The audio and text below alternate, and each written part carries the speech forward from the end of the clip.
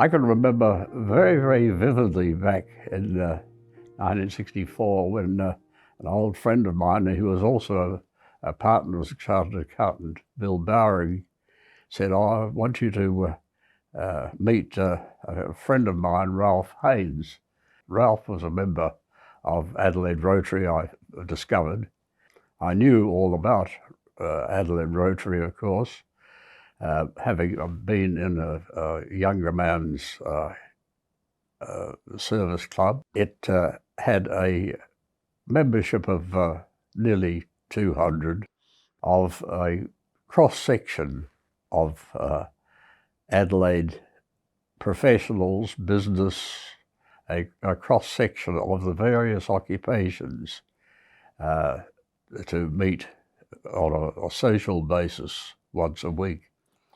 The purpose of this meeting was for me to learn about Rotary and what my responsibilities would be.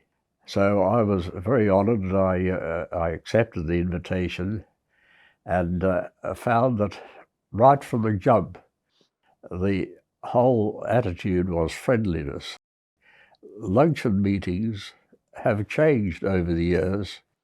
We had, after the main course, we had what we called a Sergeant-at-Arms session.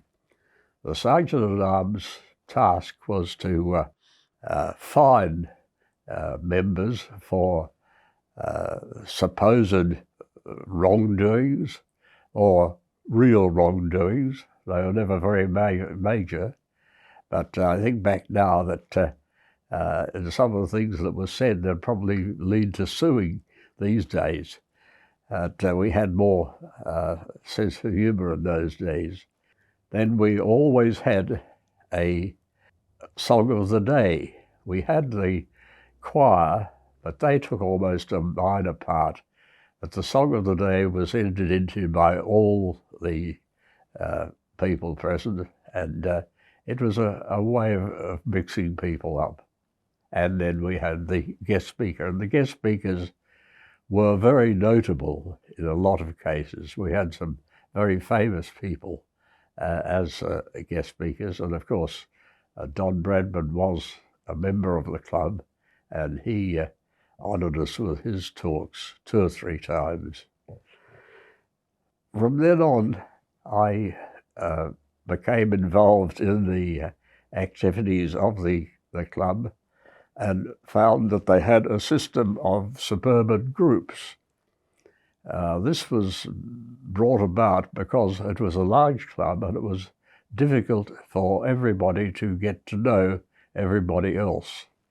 It also had the virtue of involving the wives of members, because in those days, of course, only males were members of Adelaide Rotary.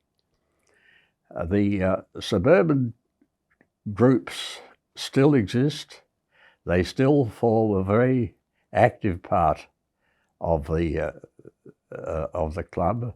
We used to have trips away and various joint things, and only perhaps 30 people involved instead of nearly 200. Alone if I know how I was chosen to be president, again it was a great surprise, but I thoroughly enjoyed my year of presidency because, as with others, they all found a great support they got from within the club, and it turned out to be a very enjoyable or a busy year. We were very involved with the Crippled Children's Association, also with Rest Haven, and the aged persons buildings in North Adelaide. We were involved in the raising the funds for one of their buildings over there, which was, I think, was a highlight of my year. It was opened by one of the members of the royal family who happened to be out here.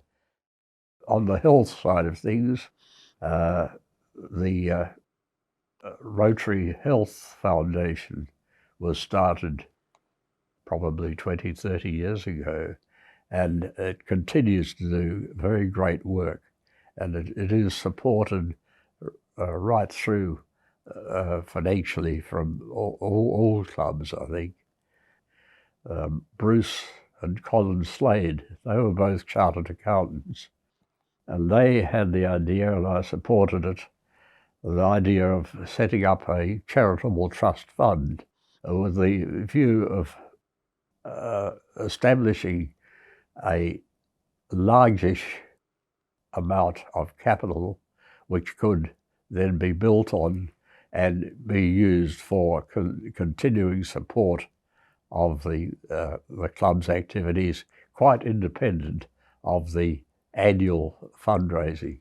And I'm delighted the way that has grown, particularly in recent years, and a lot of the credit has to go back to Colin and Bruce Slade.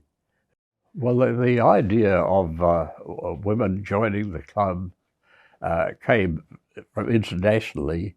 It was a decision made by Rotary International, and it was left to each of the clubs to determine their own fate.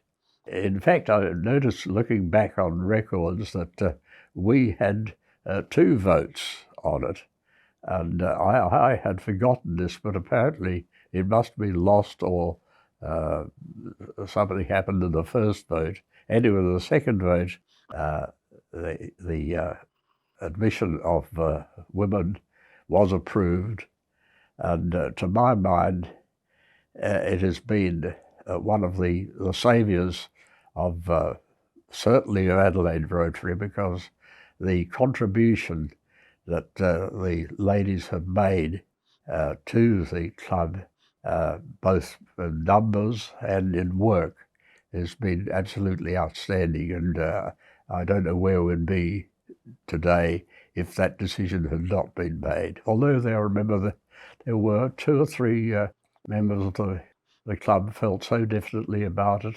it did lead to their resignations. It's hard to credit these days. I don't remember there being very much debate about it. I think it was accepted as a good thing without debate. So we were lucky, but I didn't mention the exchange student system which we had for many years, and we gave opportunity for children of university age to travel overseas and spend 6 months or 12 months in another country and studying. Rotary brought me to know and be friends with people I would have never have the honour of meeting otherwise, and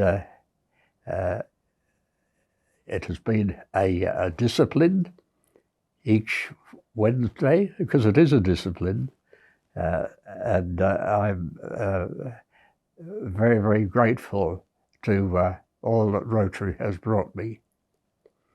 But I just hope that we continue to have a nucleus, and it needs a nucleus of members who are active, who are enthusiastic, who have their minds bent on some particular aspect, and it's because of this nucleus of enthusiastic members that the Rotary will continue. But I certainly don't see anything but a bright future for it, but in a slightly different personal way.